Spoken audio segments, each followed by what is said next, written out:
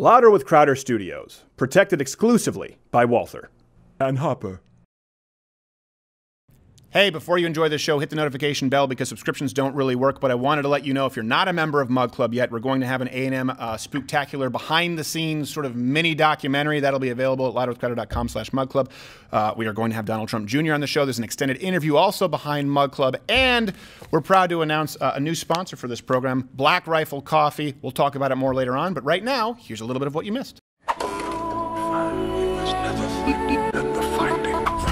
Give it to you. We can do it on our own. Hey, you still there? Yeah. Trying some of these. Your parents never wanted you. You were an accident. Ow!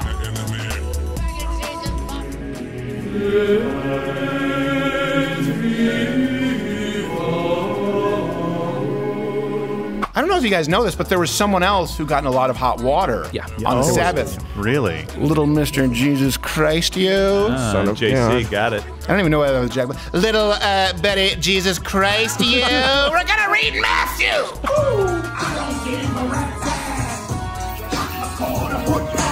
Give me some of this. Here we go, the bitch is gonna flow. Crowder gon' give it to you. He gon' give it to you. Crowder gon' give it to you. He gon' give it to you.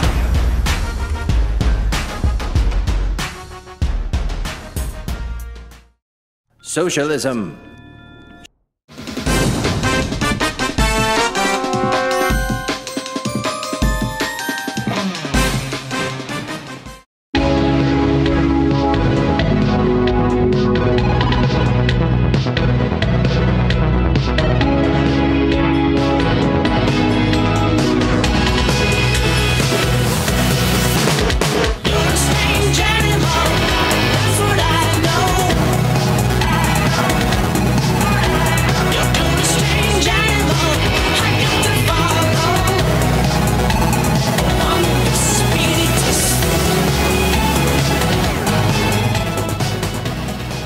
This is called the no date rape drug in the world will work in the club if you're doing this in the dance floor. You ever seen, like, you see usually guys doing this in music videos? And then when you see the long shot, it's just them. It's really uncomfortable. What music videos are you watching? I don't know. I've seen it only the best music videos. Hey, Donald Trump Jr. is on the show today. Hey, the president's son, but he does not live in the shadow of his father. That's true. He has a book. Yeah. He's his own man, and we're very interested to have him on the show. Of course, before we get there, we're going to be talking about impeachment today. Yes. Oh, yay. A lot of people are asking why we haven't been talking about impeachment. So let me, question of the day, has the constant impeachment coverage gotten you more concerned than initially when it was being discussed, or has it just become white noise? And do you personally think that we need to cover impeachment more? Spoiler, I'm not going to, but I want to know what you think. Your opinion doesn't matter. Yes. My half-Asian lawyer, Bill Richmond, is here. Hey, everybody. He's wearing sneakers today. No, these are middle of the road. I'm going to lose everything. And Quarter Black Garrett is here. Show him your hood. What's up, dog? That is awful. It's better than usual. I can't believe we didn't get more flack that you used the quarter N-word in the DMX intro. No, he did. He didn't do the ER. And G. Morgan Jr., Gerald A., what is the wine of the day, sir? The wine of the day is Coudelet de Beaucastel. I don't know what any of that. Coudelet de Beaucastel. How long did you rehearse that in the bathroom? None. I've had this, for a while. Well, it's a because great you were doing wine. other things in the bathroom. And it's disgusting. He You should be was ashamed of crying. yourself, and you should feel lonely. He does cry. A lot. He cries because he takes advantage of himself. Yeah, that's what his wife said. That's I don't know why. I'm not sure how to do that. Well, that's because you blocked it out. It's a traumatic. You are your own traumatic memory. But first, before we get to any other stories, here's something from Elizabeth Warren's Twitter that you need to watch through your fingers. Are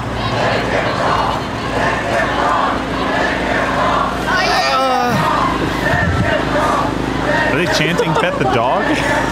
Wait for it.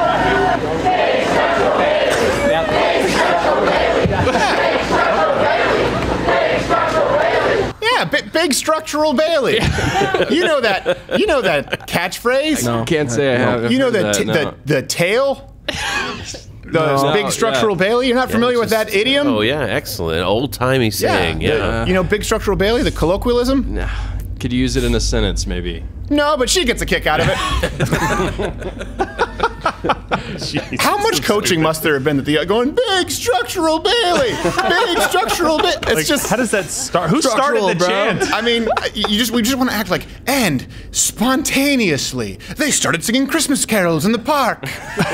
Big structural Bailey. What? Why were they so excited about Pet the Dog, too? I think they were all retarded. So we'll bleep that. That's the R word you're not supposed to say. They are fans of wine. Leading the news, and we'll get to impeachment, and I'm not happy about it.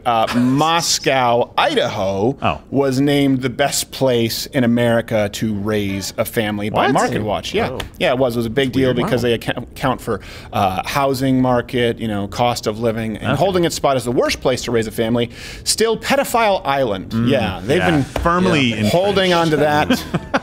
For a while. It's a long streak, and you've got to appreciate the consistency. Yes. The mayor, though, is really militant. If you think I'm going to be closing Pedophile Island here on the 4th of July weekend, this place will be crawling with toddler tourists. You've got another thing coming.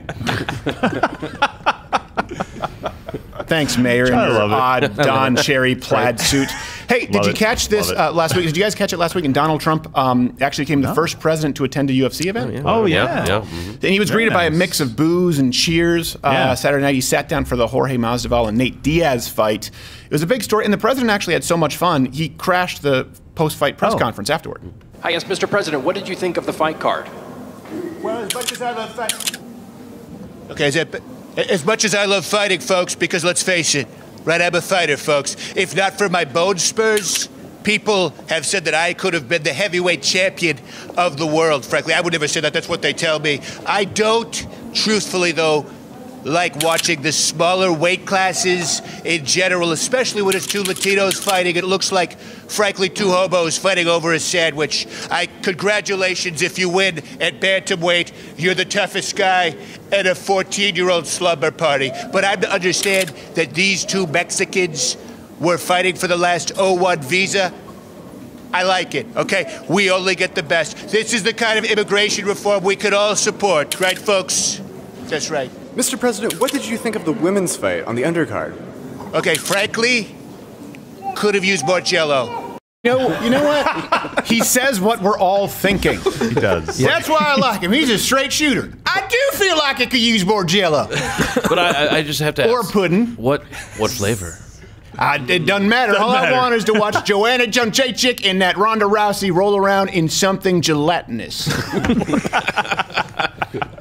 They could fight on Brian Stelter for all I care. That worked. Oh, gee. Turning to international. Now I get the news, image. Because we are an internet. We're going to get to more Brian Stelter later. Sorry, I apologize. We have to. We're going to be talking about impeachment. Turn it off now. Canceled. Don't. We want the left can try and cancel us. We don't want our viewers to cancel. No, they're going to have the fun. Gelatinous Stelter. International news. Alleged Russian agent Maria Butina spoke from prison about being accused of trying to influence U.S. policies for the Kremlin. So Butina denies the charges and says that she just wants to get back to living her previous life, being Ron Weasley's sister. So it's just, it's a tough life. It's like if you're gonna pick, it's like a lineup of spies. Like, why do you pick somebody that recognizable? Like, hey, everybody's gonna come up to her. Aren't you like? Because she blends in. No, you don't blend in. You stick out. She has like 9 brothers. It's like the worst spy ever. How many Weasley sisters were there? Does anyone know? I thought there was only one Weasley sister. I don't know, but Ron, when will you get Weasley it right? brothers. They died. I think you're right. That was sad. It's sad, but you're very entertaining. I think. You are a character, Ron Weasley. Literally. A woman, pretty much, was arrested for selling fake doctor's notes to students. This comes from HuffPo to her students. Belinda Gale Fondren was charged with filing or maintaining false public records, selling medical excuses for $20 each. They caught her because the most suspicious one read, sorry, Mark can't make it into school today. His penis is too big to fit in his pants. He's huge. P.S. Tell everyone. That's suspicious. It's almost a tip-off. By the way, we just had 2 stories of Butina and Belinda. Butina? Belinda? What the hell? Whatever. No idea. Name that movie line. The 5 people who saw Muppets. That was literally Miss Piggy's Muppets daughters. I saw it with were Butina, Belinda. Butina, Belinda. That's not Christmas Belinda, yet. Butina. I didn't realize it's you know what? You know what? It can be Christmas all year round if you keep it in your heart. It is. That's true. That's a good point. Anything's whatever you want it to Wherever be. you find love, it feels like Christmas guy. Shame on you. Oh my gosh. I'm sure this next bit. This is good news for somebody. I don't know.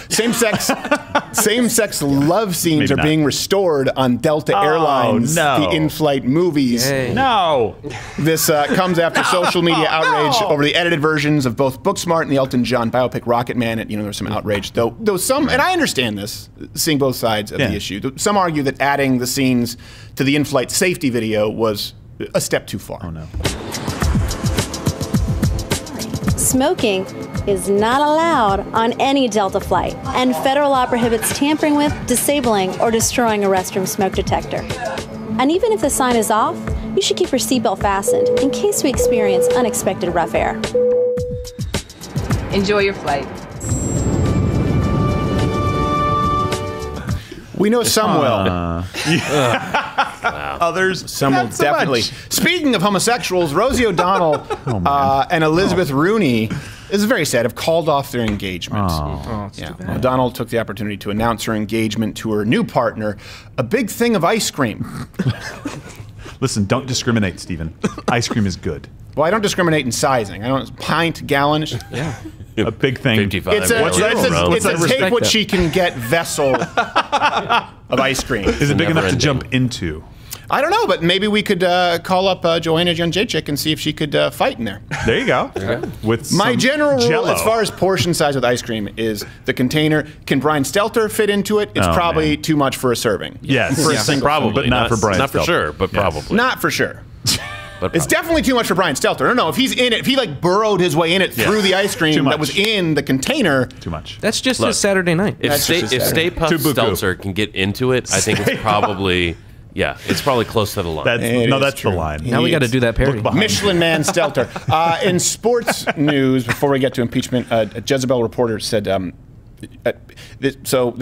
she said she'd have sex with the entire baseball team. Wow. Wow. If given the opportunity. This comes from Jezebel. Surprise! It is? Yeah. Exactly. I may not know much about baseball, but I would work my way through the Washington Nationals team like a bulldozer clearing old-growth forest to make way for a housing development, she said. So, Thumbelina?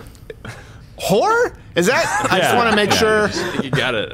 Pretty much. Though I do, you know what? I do appreciate her candor in speaking openly about this. Often on the left, they kind of self-censor because I've long expressed that if presented the opportunity, I would paper bag the entire WNBA and run under the horizon until I hear sounds of the ocean and feel sand beneath my feet. At which point I'd have someone ready to greet me with a boat. Nothing too fancy, maybe a 20-foot trawler. The fog's just lifting. We'd throw off the bow line, throw off the stern. Head up the South Channel, past Rocky Neck, 10-Pound Island, past Niles Pond, where I skated as a kid. You blow your horn, you throw a wave to the lighthouse keeper's kid. Then the birds show up. Blackbacks, herring gulls, big dump ducks, and green-legged coots. The sun hits you, head north, open up to 12. Steaming now, the guys are busy, you're in charge. And then I'd kill myself. That's what I would do. Unlike Jeffrey Epstein, who was clearly murdered. Yeah. That's just, it's just that's how strongly I feel about avoiding sexual encounters with any member of the WNBA. Yes, you should. That's a general. I don't need to get into my bed the next day and find a weave in my footlocker. Oh, jeez. How dare you? I dare. Finally, I dare. The FDA has approved a drug that many are saying could help end the opioid crisis. A lot of research, they put this out there publicly. The one problem, it's crack. Yeah. Oh, hey, PJ, what's going on? Yeah, Steven, I'm just trying to wean myself off methadone. Oh, yeah, methadone's been your thing, huh? Yeah, but this stuff really helps. Okay. I've been trying to get that monkey off my back for years. Yeah, I know you. Oh,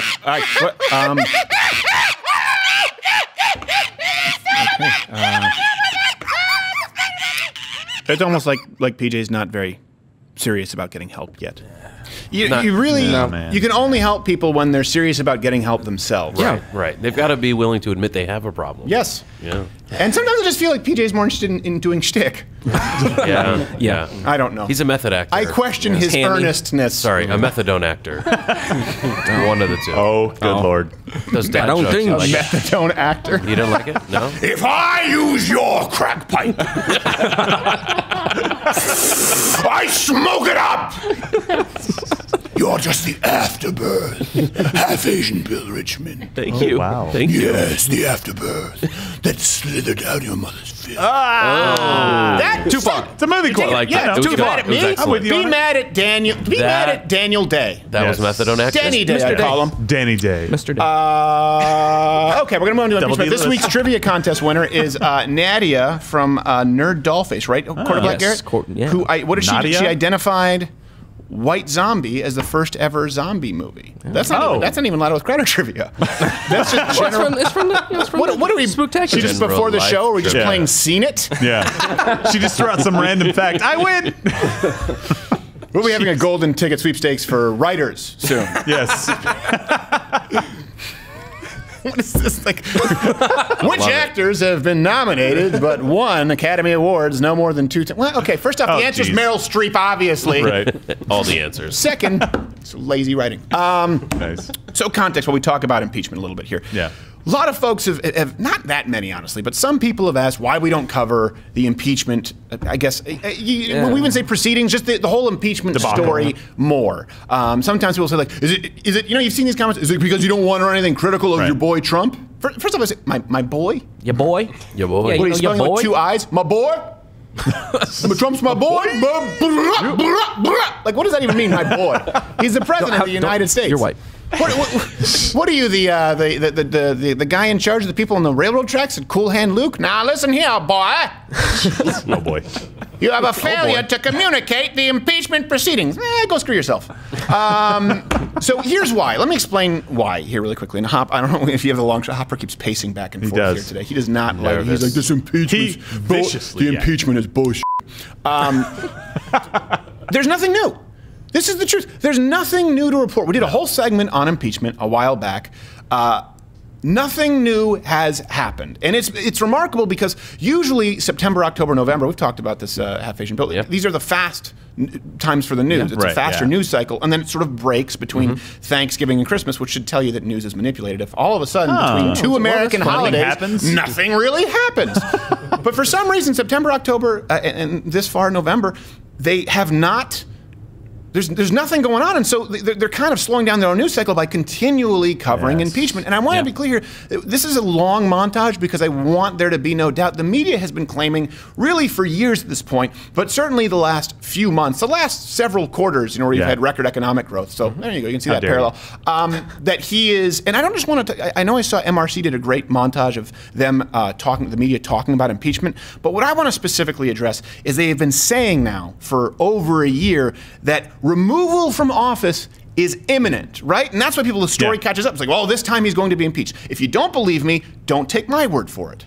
On a momentous day! The walls closing in on President Donald Trump. The walls are closing in. It feels as if we're getting closer and closer to the truth. It must feel as if this is closing in on him. Folks, Donald Trump is clearly losing it. It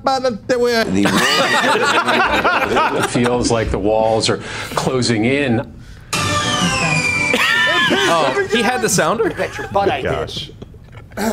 It's related, trust me. Impeachment is happening. And they are going to impeach him. I mean, I think that's a foregone conclusion. At some point in the future, Donald Trump will no longer be president of the United States. I mean, that's technically not a lie. Look, they actually have the applause sign. If this isn't impeachable, what is? Well, we know that it's completely Jason Priestley's aged poorly. The impeachment will prove devastating to Donald Trump. No. And he will not survive it. The only out that the president will have, the only out will be to resign the office. Really? I have no idea when that day will come. I think it'll probably happen before Christmas or slightly after. It looks like Trump could be impeached sometime around the holidays. Charles, you believe that actually President Trump will resign or be forced out in the next 12 months? Yes, I do, actually. Ding, ding, ding, ding. We got a winner. Now is when we can't talk about impeachment. Would the market crash if Trump were impeached? No, the president cannot pardon himself to avoid impeachment. Stop the hammering. In order to save his family and himself, will resign, pardon the children, and get pardoned by Mike Pence. very much like Richard Nixon was. The president cannot pardon the vice president to avoid impeachment. In 2014, Donald Trump tweeted, "Is he crying? Are you allowed to impeach a president for gross incompetence?" Please do not give the president any ideas. But you know, and it's the same. Well, I guess we're about to find out. The tiptoeing is over. The whispers are turning into shouts. President Trump's fitness for office is now the top story in the country. Donald Trump's done. He's done.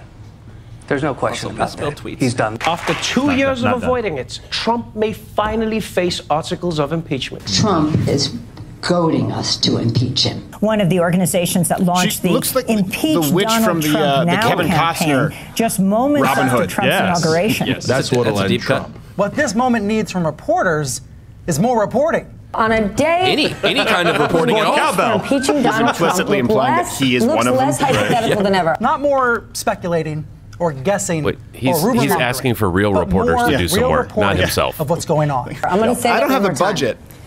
It was all On spent a on day plugs that when didn't work. impeaching the president of the United States is actually a valid topic. Watching President Trump, you have the sense of someone caught Looks like in a Jim trap, Henson and the more character he that stayed in the tries creature to shop. Get out too of it, long. the deeper in he gets. So how do you see this ending now? Does it end at the ballot box With in a he being year? fired. Does he make it to a second term? Does he resign as a result of impeachment? I said it weeks ago. I'm going to say it again. Mr. Trump will not serve out his term. No way, no how. He will be forced to ultimately resign. This week, Tony Schwartz Said it very tweeted, authoritatively. the circle is closing Never been from wrong. blinding Evan speed. Eddie. Trump is going to resign and declare victory before Mueller and Congress leave him no choice. Trump's presidency is effectively over. Would be amazed if he survives till the end of the year. More likely resigns by fall, if not sooner. Put the cover back up. That is liberal catnip. You can't tell me that any liberal honest. can pass by that book and then by that book They should immediately. just start printing the bestseller list now. Put it. It's number Go to one. paperback. That is number one right now. And impeachment begins. We win. Okay, so It's like catnip for f***ing hack clones. It is just. Oh my god! And I almost wanted to put timestamps on it. It was going to take too much work. Thank you so much to our PA, Gibby, who put it on, and of course, Reg. Yeah.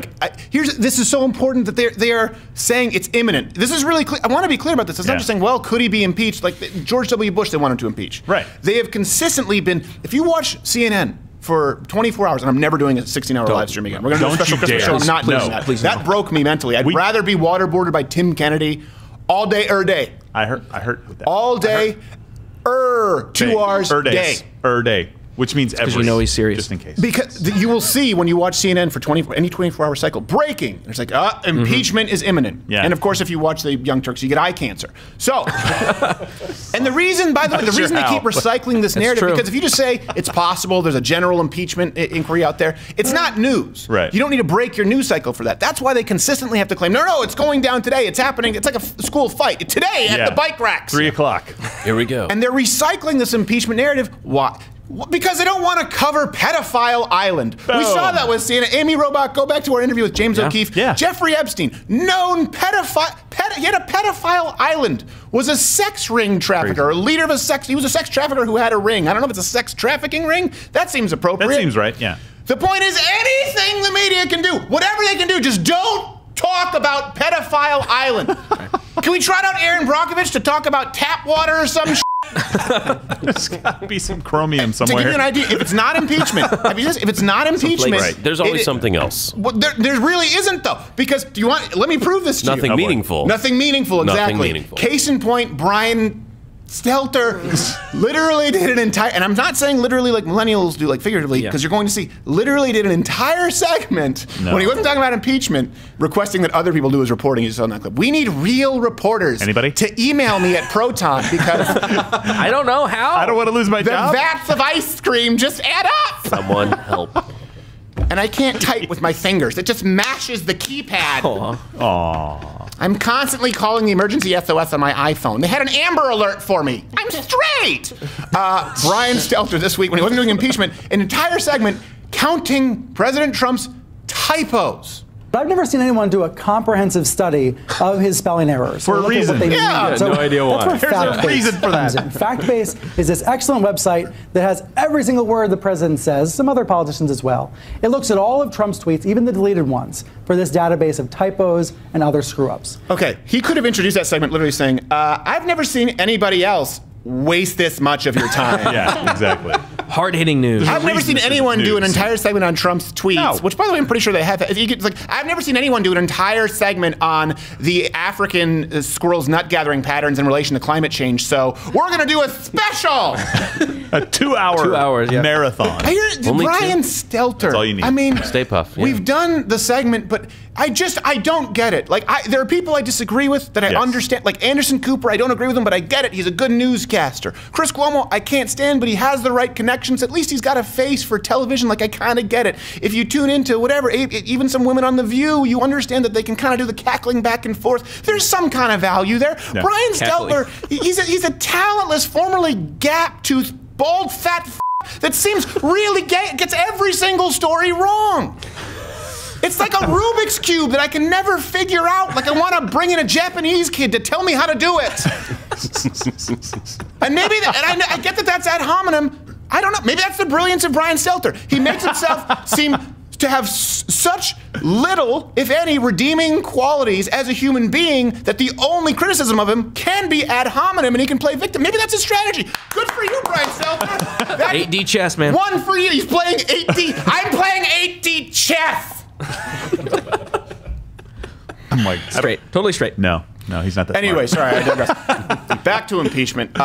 These people, they will cover anything on Trump if it's negative, even if it's not newsworthy. And I just don't see the purpose of covering something until it's relevant here. And I want to be clear about this. Like, when there's a terrorist attack, we always, best practice is we try to wait. Or if there's a shooting, wait for a little bit of information, because we're not really beholden to having the exclusive scoop, because this is an entertainment show. We don't want to give people wrong information. We don't want to give people wrong information. Well, and that's the thing, that one of the problems with the 24-hour news cycle is that they have to stretch to find things. But in this case, there are actual great stories out there right now, like almost every day, record-breaking stock prices. Right. Anybody else's presidency, if that had happened under Obama, it would have been the front page story on every newspaper. It would have been the lead. It would have been the breaking story every single 5 minutes that it happens, right? And it's not even being really covered. It's like, oh, well, Trump tweets what else? bad words. You know what else? What? Pedophile Island. Pedophile Island. Hey, by the way, Pedophile Island, you never grow old. That's what they kill you before you get old. I don't want to grow up. Why are these handcuffs? What's happening? Yeah. That's Epstein, and no one talks about it. You could have saved children, Stelter. He didn't kill himself. I just feel like Brian Stelter. I mean, I'm sorry. Can I go for it? I just feel like Brian Stelter would be sitting there looking through his show notes, his show map. I'm like, oh, okay, pedophile Island. Oh, wow, look, there are charges here. Oh, wow, he was actually convicted in peanuts, and he'd be going to the poll. Spelling errors? I hate spelling errors. That's the things. That's the news.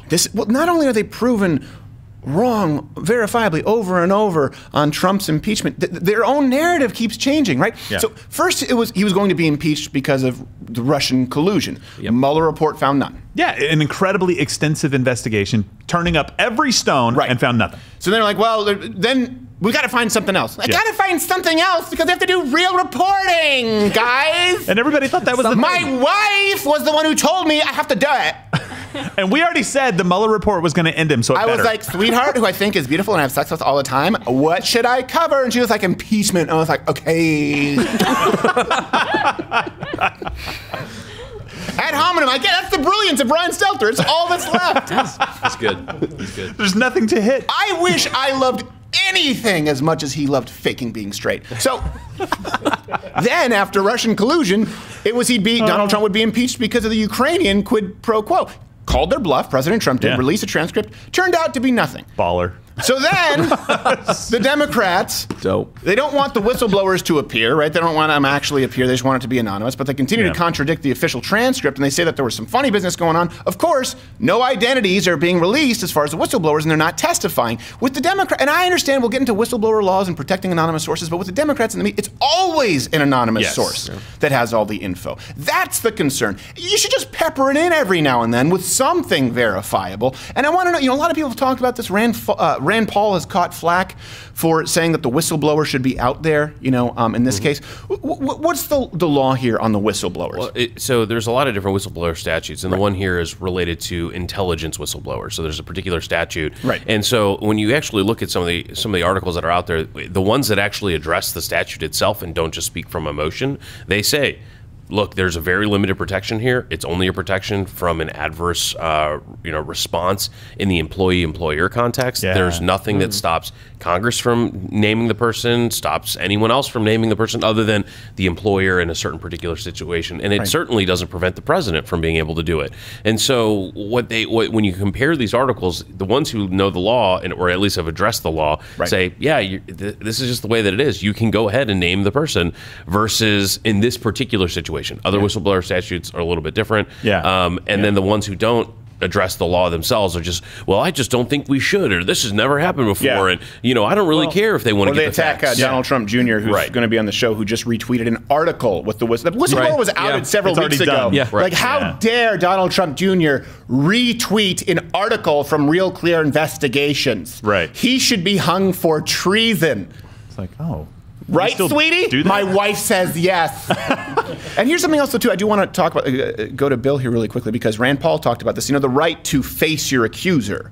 Right? Now, that's in a criminal case. And in this case, it's not a criminal trial, but they are making criminal accusations. So how does that... So that's one context to that is important, that articles of impeachment aren't limited to just crimes. There is just a general kind of bad acts umbrella that could be used for articles of impeachment, which is this, relatively new and gray area about where you're going to be able to answer the questions. But I think the most important part would be, why do we have in the criminal system the right to face your accuser? It's because when faced with the harsh reality and light and the strict questioning, people's stories will either stick if they're true or they won't. And here, that is the point. If there is a whistleblower and the whistleblower has allegations, the allegations are true, then the whistleblower should have, certainly there will be consequences, I'm sure, but there should be that ability to allow the highest office in the land to be able to address those accusations. I will say this. I don't understand the world in which the left... I understand that there is some gray territory with this law, and that's what I wanted to get your take on it. But what I don't understand is the world that the left lives in,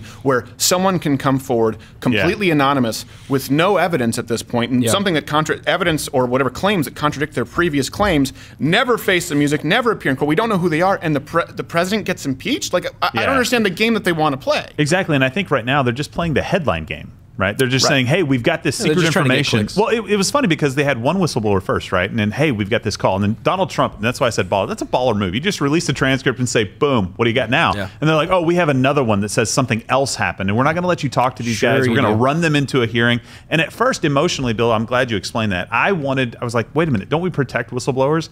And the answer is yes, you protect them against their employer in this case, or being fired execution. for against that.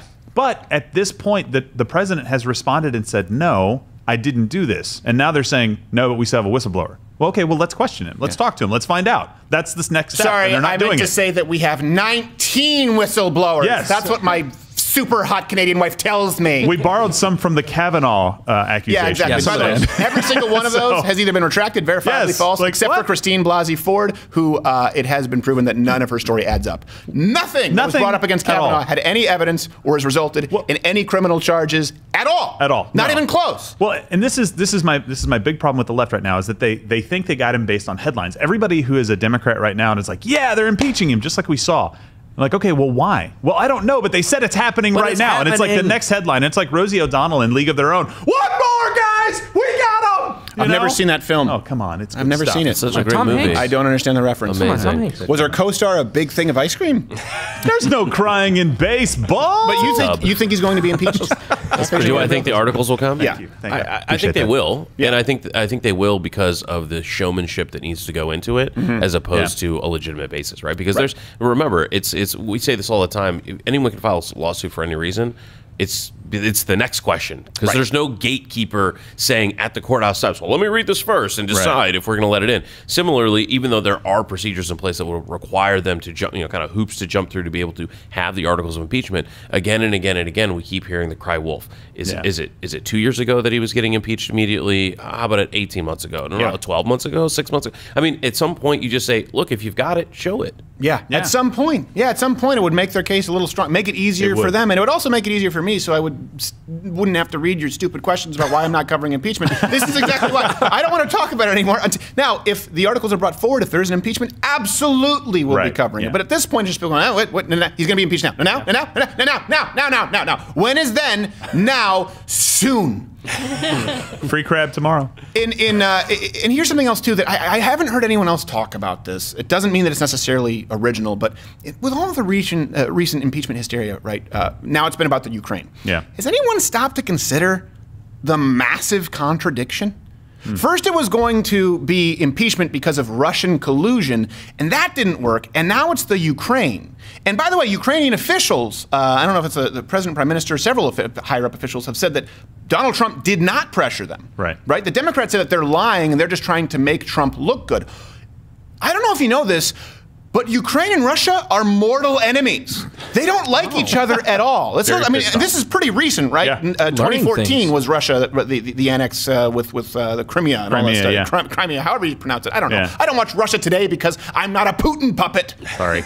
But ever since then, the relations between Ukraine and Russia have been extremely tense. As of right now, by the way, they have no diplomatic relations. Ukrainians have officially recommended its citizens don't even travel to Russia at all, and they've even banned some Russian television stations. And by the way, though the Kremlin won't admit it, it looks like they've been sending in troops to aid the pro-Russian rebels in their efforts. 10,000 people have died so far in the conflict. So if Donald Trump was really Putin's stooge, which they're still claiming, by the way, the media, why would Ukrainian presidents or prime ministers carry the water for Trump? If he is a plant for Russia, they would have every incentive to expose and damage Donald Trump as much as possible because they hate Putin. They hate Russia. It's like the moon landing conspiracy. And I don't want to I know people are going to, I can already hear the comments. The point is, sorry, Hopper's upset because I was talking about Brian Stelter and he saw the clip. The moon landing situation, the reason I want to go on a second, if the moon landing was faked, we believe that all world governments are in on it together. The Russians, who wanted to get to the moon first, would have every incentive to release to the public that the United States faked the moon landing because they'd want to embarrass us. The same thing with Ukraine. I guess you don't say the anymore. They dropped the. With Ukraine, they would have every reason in the world to try and hang Donald Trump out to dry if he was a Putin puppet. And by the way, here's something that's not debatable. Okay, we have to go to Donald Trump Jr. in a second. But this is something that is not up for debate, and I rarely say that. It's not like Samantha Bee or Young Turks or Chelsea Ann that are like, listen, that's a fact, it's not up for debate. I don't do that very often. In this case, I will say it. I will put my stamp on it. If you believe the mainstream media and you really, really hate President Trump, you still have to pick. Either President Trump is a puppet for Putin or he's working quid pro quo with his buddies in Ukraine. It has to be one or the other. Period. But the media and the Democratic National Committee, they want to impeach him for both. What does that tell you about the legitimacy of these claims? All right, Donald Trump Jr., we'll have him on. He's on standby and he's a busy man. Do it.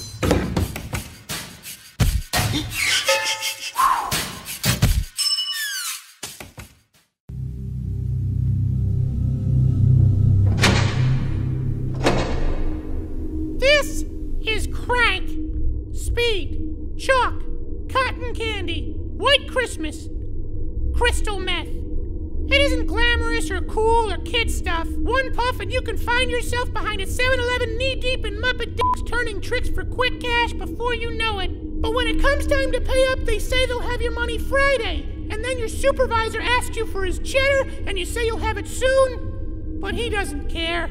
So instead he backhands you like the whore you are and tells you to get back out in the street to make daddy some money. That's always how it happens. Kids, using methamphetamine isn't cool. It isn't safe. And that's why I switched to crack cocaine. Do crack, kids!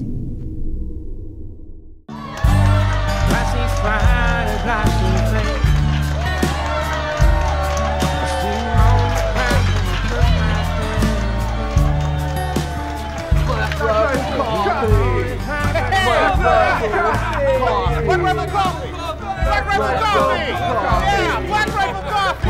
You get it? Hey man, you!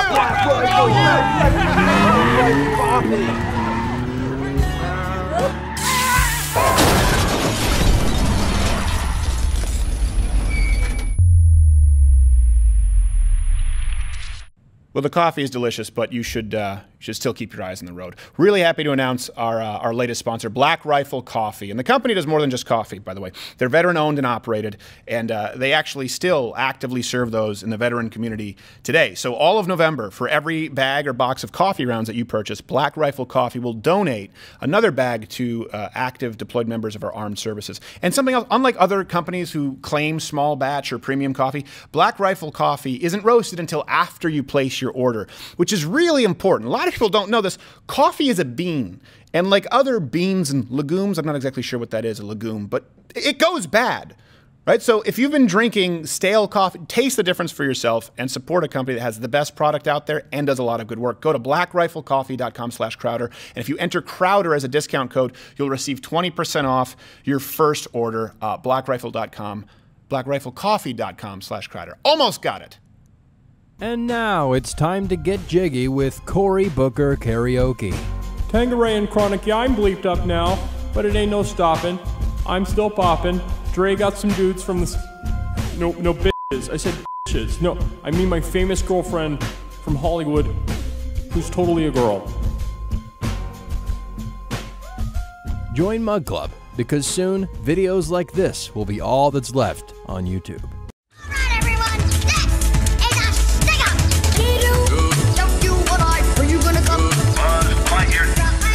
You know, I never did this before. Do you know the patting your head and rubbing your stomach thing? Yeah, I can't. Wait, hold on. Audio, wait, is it pat your stomach? Is it rub your head or pat your stomach? I don't remember. It's the point is this. It's very difficult. It is. I only tried it recently and I thought like, oh, that's why you can't walk and chew bubble gum at the same time. I did this. I was going, I don't know what's wrong with me. Yeah.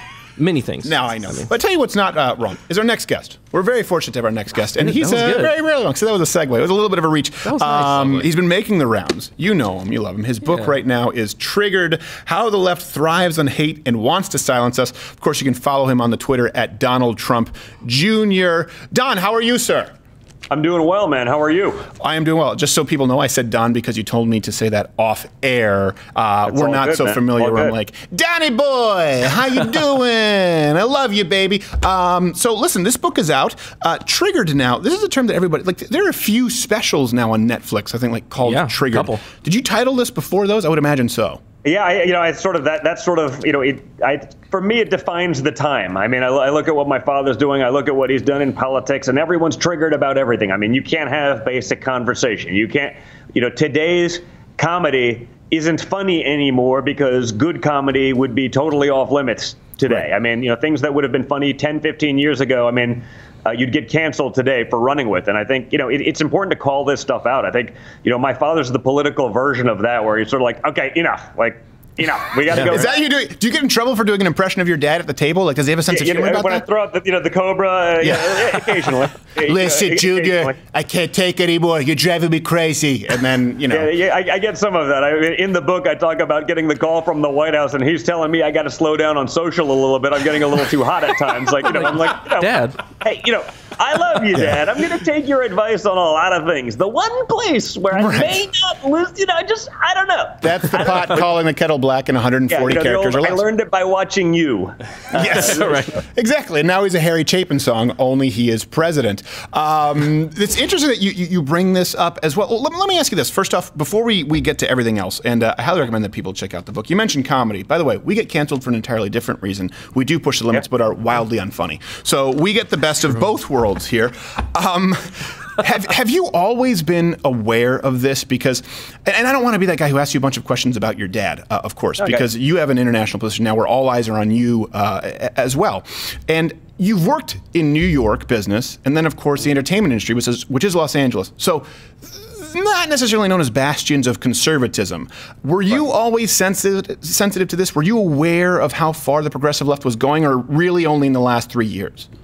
Well, listen, I think, no one hides the fact that the left, the media has always been left-leaning, but the difference is now they don't even hide from it, right? I mean, this is a big part of the book. I mean, I'm an unlikely conservative, to your point, right? I'm from New York City, son of a billionaire. I went to an Ivy League school. I did, what we did, you wouldn't necessarily be around all that conservative movement, but I also have a mom, that escaped from communist Czechoslovakia. Right. I have grandparents that were, blue-collar people from there, and they saw the incredible blessings we had in this country, living in America with our freedoms, and they're like, well, you have to come over there and see the other side. So I spoke the language at a young age. I used to spend a month there every summer with my grandfather, starting at the age of 5. I've waited in those bread lines. Not so great. Yeah. They're not so glamorous like Bernie would love to believe. And I always said, it's sort of interesting, with all the people that have been subjected to socialism and communism and all this nonsense that's being pushed by the mainstream left and the liberal elite right now, how come there's no one from Eastern Europe under, the Soviet, side that would vouch for communism and socialism? How come there's no one from China that says, hey, man, bring that crap here? Right. We should do it here. It's going to be awesome. How come there's no one from Cuba, from Venezuela? It's like academics and these guys. So I experienced it as a young age. I saw that as a kid. I remember the first time I went over there, my first memory, because it was the first time I was probably ever afraid in my life. And I'm not one that, gets too afraid too easily. Bread lines will do that. And by the way, your grandfather made you go. He couldn't have tossed you an RX bar. Like, you could still have learned the lesson. No, that stuff didn't exist there, man. I mean, Okay. that was literally before sliced bread. You bought loaf bread and you cut it yourself at home. And so Over there, it's that still was old before school. sliced bread. But yes, Yeah, there wasn't like helicopter grandparenting. It was like, okay, you're 5. It doesn't matter. Go to the store. Go get bread. Right. I've done it, but I remember the first time I went over there, I was literally pulled out of the customs line because I was wearing a jean jacket, which was pretty 80s cool, but it had the stars and stripes on it. And I had like a, soldier in a military uniform with an AK over its shoulder saying like, why are you here? I'm like, I'm 5. Like, I wasn't there as like an American propagandist. I'm 5. Like, sir. I wasn't there spreading the gospel of, capitalism. I was 5. I just didn't know any. You can't wear that here or that. I mean, and I just remember that was like one of my earliest memories because I remember being afraid for the first time. Yeah. I say, how come the boats only go one way? And so when I see this, my 93-year-old grandmother, she's still alive, and she's over there a lot, and she'll call me and, Don, you don't understand. It always sounds so good. Everything's free. Everything's wonderful. And then they get you. And this isn't a woman that's been through nothing, right? I mean, she hid from the Nazis in the basement of her farmhouse for 2 years, during, World War II. Then lived through that communist occupation. She's been there, done that, and she's calling me in tears because she only sees CNN over there. They don't have a conservative outlet over there, and she's in fear for the future and well-being of her grandkids and her great-grandkids. That tells you all you need to know about these systems. And so when they become sort of mainstream, yeah, I'm an unlikely conservative, but man, I'm vocal and I will not be shut down. Now, were you always more conservative? Now, I know you say conservative. Do you identify as conservative, libertarian, sort of moderate? And were you always this way? I'd say, definitely have bouts of libertarianism in there. I think there's certain social issues I don't care as much about that are going to be, that way that, I'm definitely live and let live. But, you can't even be live and let live anymore. That's not enough. No. The woke goalposts, what is woke today is alt-right next week. Right. If you could be, I'm 100% woke today, but okay, now I think you guys are taking it a little bit far 24 hours later. Yeah. The goalposts have moved. And by the way, you get no credit for being woke today. You're out. Right. I spent some time in the book talking about that, using, Martina Navratilova as the example. She was, obviously famous female athlete, tennis player, known, lesbian spokesperson, been doing it for 40 years, probably about 35 years before it was cool to be doing it. And she came out against like the trans women in sports thing. Now, this is one of the most accomplished female athletes of all time. Right. She says, I just don't think it's fair to be competing against someone who has, male skeletal structure, male muscles, lung capacity, whatever it may be. I don't think it's right. So she had an opinion. This was a person who was a lesbian activist for the LGBT community. She had an opinion. And man, she wasn't woke enough, and they went and destroyed her. So much so that she had to walk it back, do the mea culpa. I'm so sorry. And then 3 weeks later, she has to start hitting Trump because that's the only way to get fully back into it. Now, yes. This is someone who had a similar story. She also left Czechoslovakia. We knew her growing up, spent time with this woman, but then she has to start hitting Trump magically after years just because that's the only way to get accepted back into. That's the penance. It's like say 30 Hail Marys and tweet a Trump joke. Correct. Yeah, that's exactly it. And by the way, for people who don't know, because we have some younger people who may not be familiar, like she's not like a lesbian. Like, she's really lesbian. Like she's practically doing ads for Orvis, Eddie Bauer. Like she's she's always been a lesbian. It's not like this is new for her. So I think a lot of kids don't realize. Like I said, she was doing it before it was cool. Yes. So I talk about that in the book, and like you can be live and let live, but hey, as a father of girls, like who are, one of them who's a great athlete. I'm saying, like, I just don't think it's right. Like, by the way, where are the feminists, Steve? Where are the feminists coming out and saying, okay, come on. You have trans women breaking every record imaginable. They're winning world championships. They're breaking every world record in weightlifting and in track and breaking in this. faces you have in the MMA. Fighter that literally fractured some woman's skull in the ring. Like, when do you say, like, enough is enough? And that's the problem with it. You can be the most live and let live person, and you're still a terrible person. I mean, one of the examples I use, in the book, like, I'm sick of I have plenty of gay friends, all this stuff, but I'm sick of being called, miss homophobe or whatever it is, because I don't want to date a woman with a beard and man parts. Like, that doesn't make me a homophobe. Right. It seems like it's totally reasonable. I don't know about that, and I think that's largely because of your last name. Yeah, if you say, for example, at one point it was considered woke to say, I think women should be able to breastfeed in public. Now they go, men can breastfeed in public, and you're like, crap, okay. I meant, wait a second. Okay, I'm confused, but hey. Well, we just did this yesterday. Bill Maher was talking with Dennis Prager where he said, it's a big lie now that men can menstruate too. And Bill goes, I must have missed it. That's a small faction of the Democratic Party. I go, no. These are mainstream ads across the entire country, internationally for tampons. Right. It's going on YouTube. What is it? People, HuffPo. We found all these articles, and you have every single DNC candidate listing their preferred pronouns in their Twitter profile, and Julian Castro saying that transgenders should have the right to taxpayer-funded abortions. Yeah. I'm like, okay. I don't even know where the woke goalposts are at this point. It's just the whole field. Oh, by the way, I offered. I went on Twitter. I said, you know what? If you're a trans female, I will pay for your abortion. Not necessarily just because you're offensive, paying for zero. But poignant. You see the point I'm making? Like, yes. Fine. I will bear the burden of that expense because it's ridiculous. Yeah. There is no expense. Okay, but the fact that we have to have this conversation, and if you don't buy into it, you're a terrible human being. You're canceled. You can't say anything anymore. So again, when you've been through what I've been through over the last few years, sort of being the tip of the spear of the greatest political upset in history, watching that, but also the target of the greatest hoax ever perpetrated on the on the American people with the Mueller report. Right. I was the #2 target after the president because if we can't get him, we're going to put his family in jail. Yeah. Right. Hunter Biden, now that's off limits. He's a 50-year-old guy that's stealing money from Ukrainian companies. He doesn't even know why the hell he's getting those jobs and businesses, but he's getting rich. Thrown out of the Navy for doing coke, no problem. That's totally off limits. You think they'd give me that same break?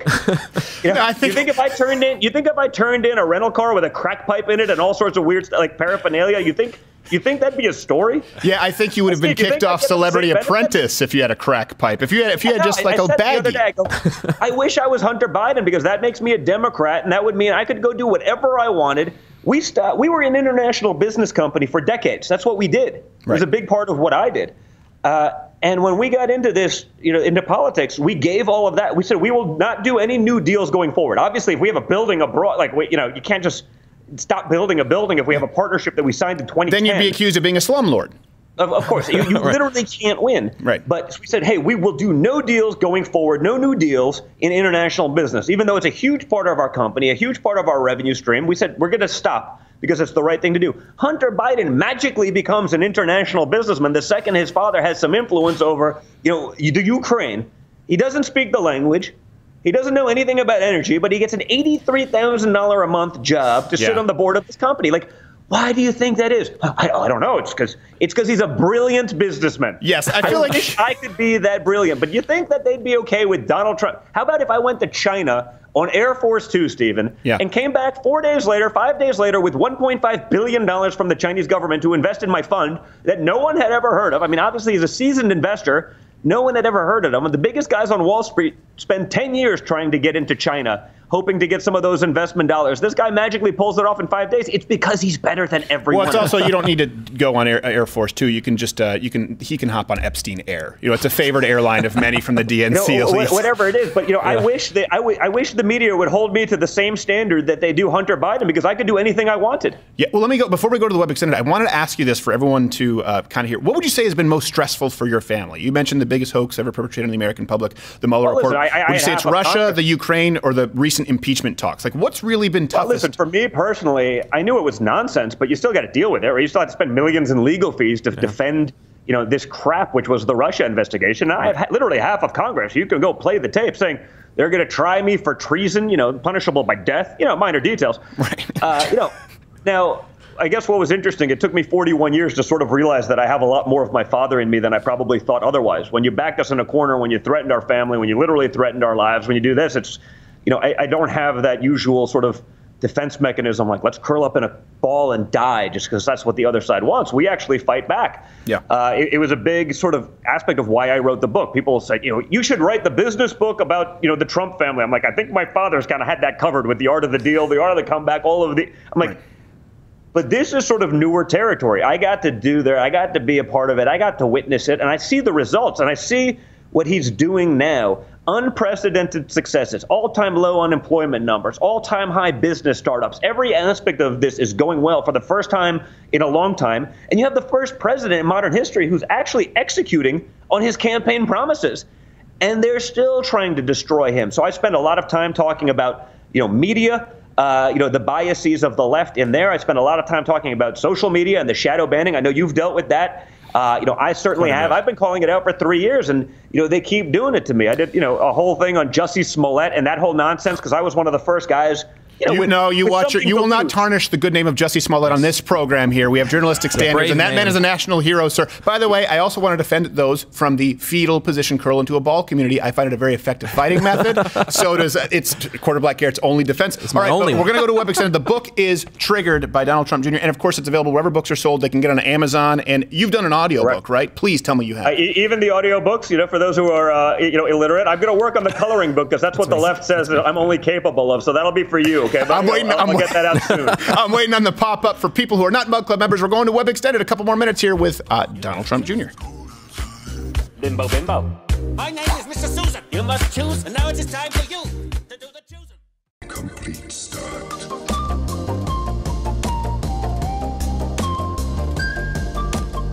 But since I'm usually up at like 4, I slept till 6. Fruit, figs, figs. It's very clear. Figs. Never know what's real here. Soon, every vampire, everywhere can spot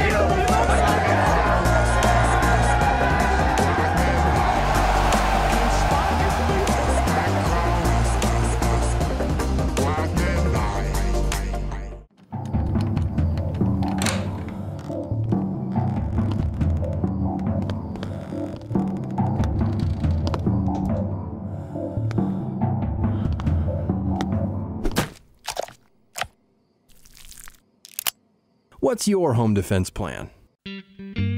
When it comes to safety, there's no substitute for a quality firearm. And if you're a gun owner, there's no replacement for Firearms Legal Protection.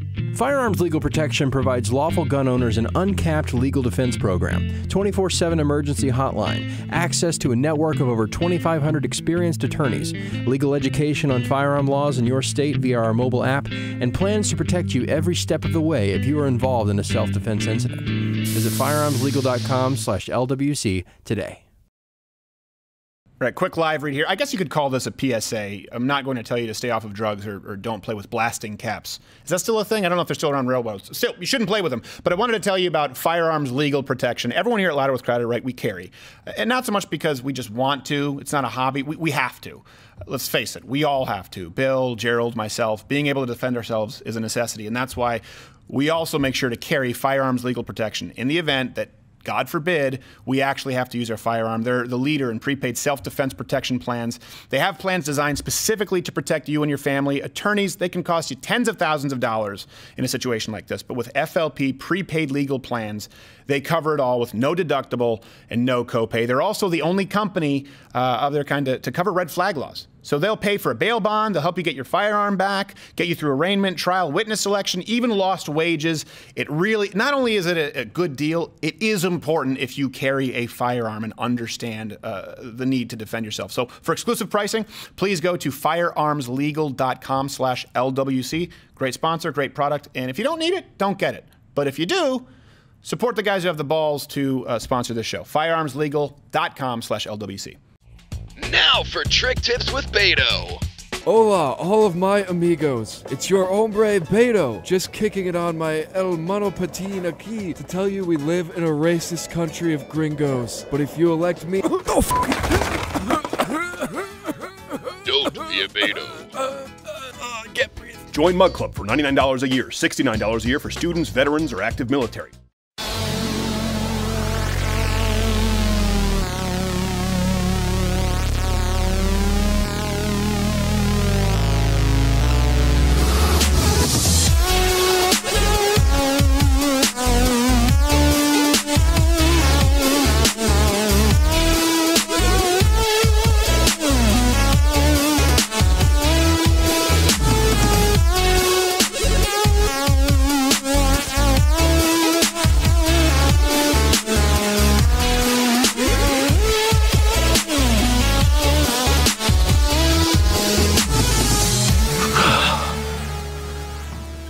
Held it longer. Damn it. I did some pearl diving back in the day. Thank you so much, Donald Trump Jr. For those who are not Mug Club members, awesome. We have an extended interview with him, of course, available behind the paywall for those who are Mug Clubbing it up. That dance was the guy's mad. He wants you to know even underwater that he's mad. Oh, I thought who's that actor who plays Arnold in Westworld, the black guy with the beard?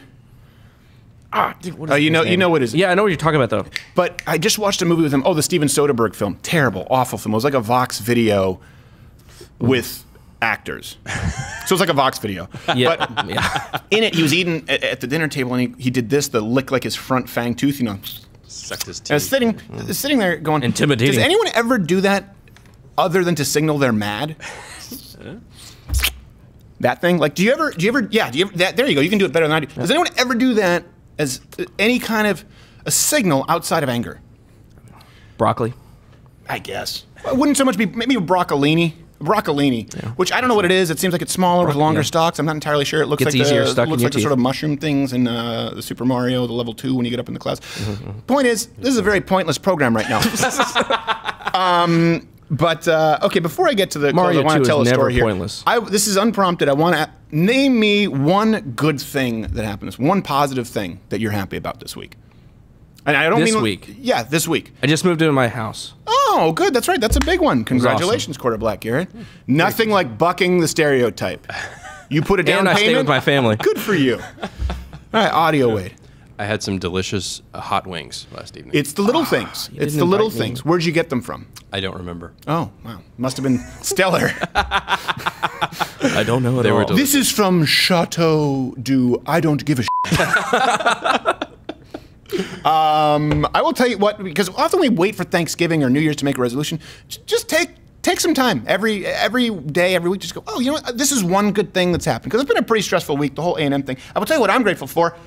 Shoes. I finally got shoes that are wide enough. You guys know this. My feet are like 4 wide. They're 4E. And I used to have a pair of Nikes that they made that were perfect. Like a clown almost. And I bought like 3 pairs of them. They stopped making them. I ran out. And so actually I was trying all these different pairs of shoes because my feet, like I didn't realize that not everyone lives as though they're going through daily Chinese foot binding.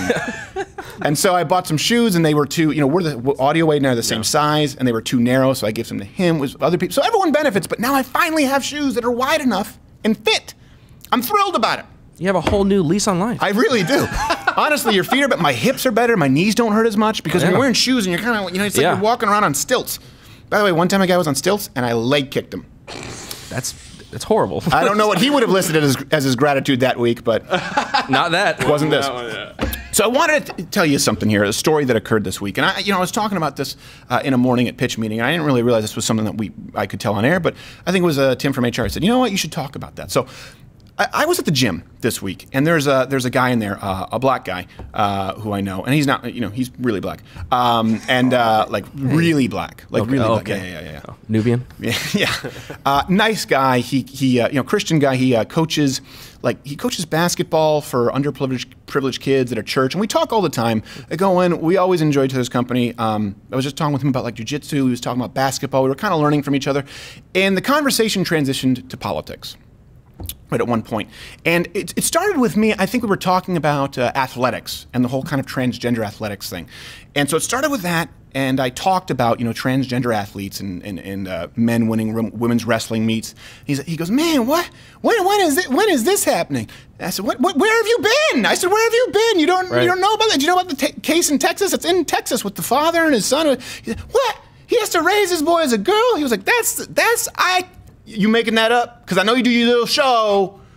And I said, no, I do my little show. And it is. That was demeaning, but I appreciate the way you framed it.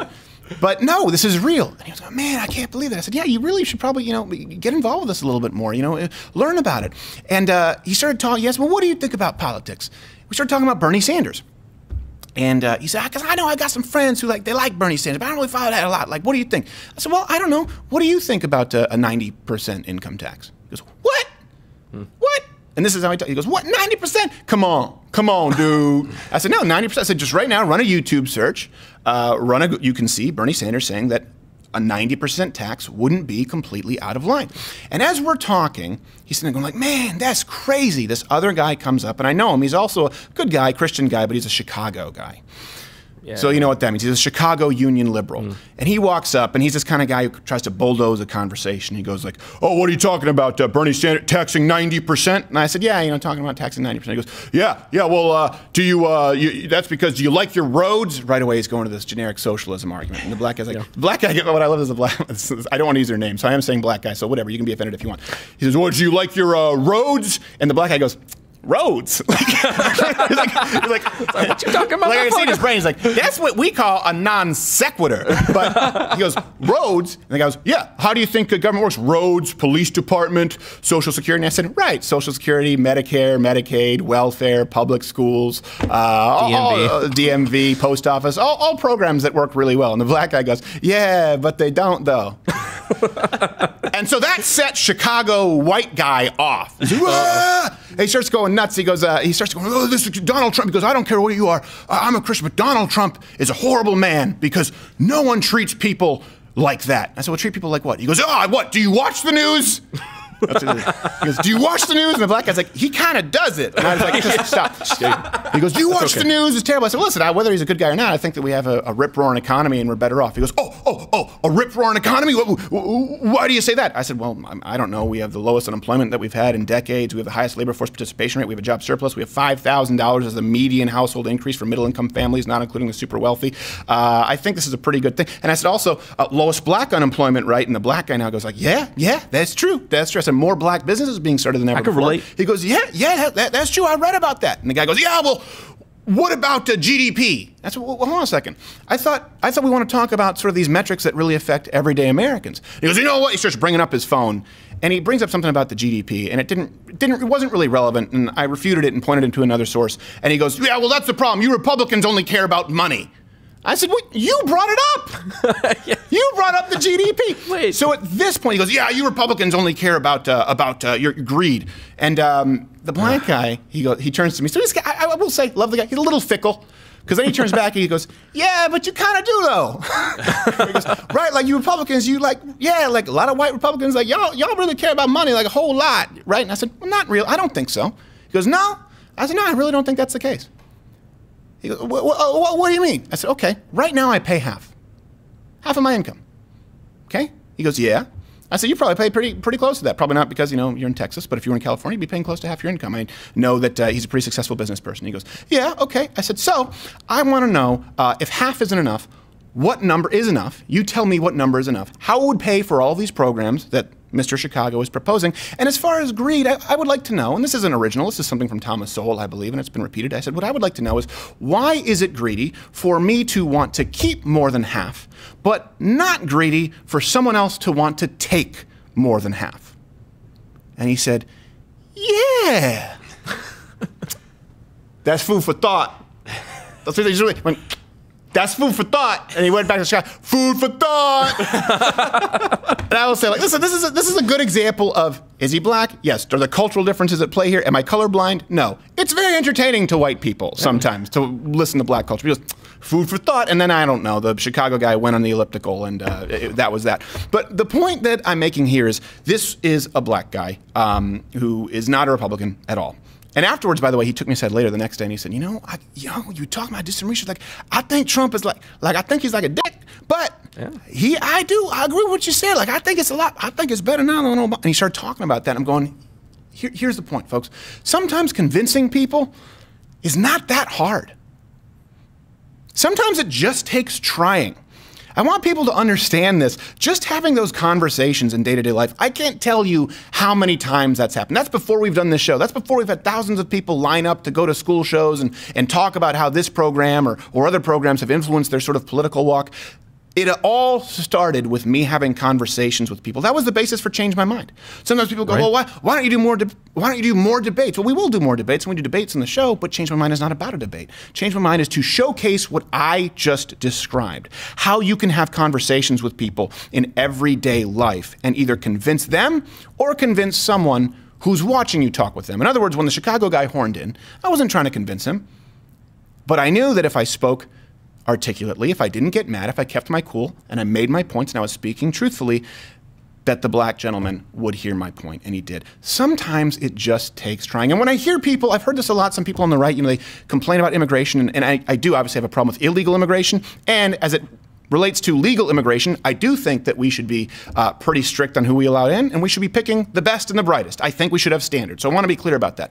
But sometimes you have people who say, well, the thing is, you just look at the demographics from people coming in from these countries, black people or brown people, they vote overwhelmingly Democrat, and you know what? The more you let come in, we're going to lose we'll never have any more conservative principles. Hold on a second.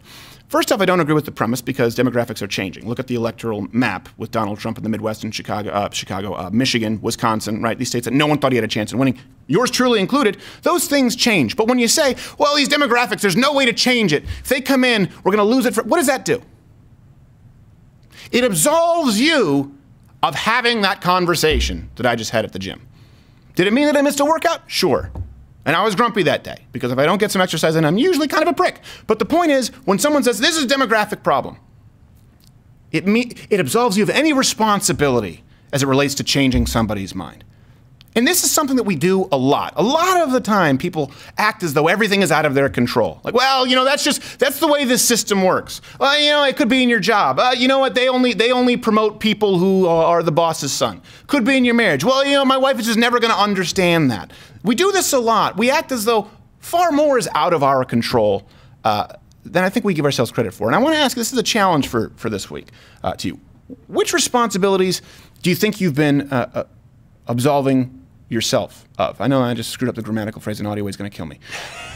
Of which responsibilities have you been absolving yourself? What do you think maybe is something that you could do or you should be doing, but you've made excuses that are outside of your control, so there's no way you could do it? Like, you know what, you're never going to change, you're never going to get more than, it used to be, 3% of the black vote. Then Donald Trump came around. I think it was 8 or 10%. That's a pretty big shift. Doesn't mean it's going to be 50%, but something changed. Thank God that Donald Trump and his team didn't say, we're going to write off the black vote. Thank God they didn't just say, we're going to write off the Midwestern vote. They could have done that. They could have absolved themselves, because you know what? There's a precedent and no one else had done it.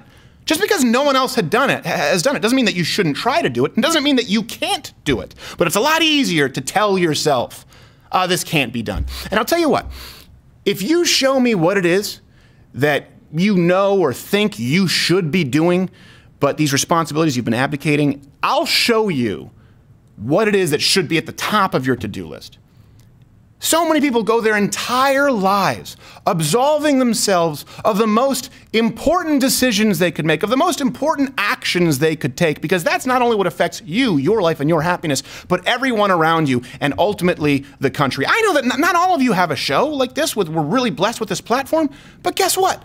Every single one of you goes to the gym, goes to work, or goes to school, or has family gatherings where these conversations can come up. And you should be doing it every single day. You should be living it every single day, no matter how daunting it may seem. You may have a Thanksgiving table filled with nothing but the Black Panthers and Afro-lesbian PhD studies majors. And you know what? One of them could turn into Kanye West. That's what happened. His dad was a Black Panther. Do you realize that demographically, that should not exist? Thank God someone didn't pass the buck and just say, you know what, that's a lost cause. It's not. There are very, very few lost causes. If you're convincing yourself that that's the case and that's why you're not doing whatever it is that you should be doing, stop. Take inventory right now. What is it that you've been absolving for yourself that you could be doing? Every single day, you can push this ball forward. You can move the ball. You don't need me to do it, but everyone has to do it. And it starts with saying, you know what? It's probably possible. Let me give it a whirl. And then you end up with a guy saying, yeah, food for thought. Food for f***ing thought. See you next week.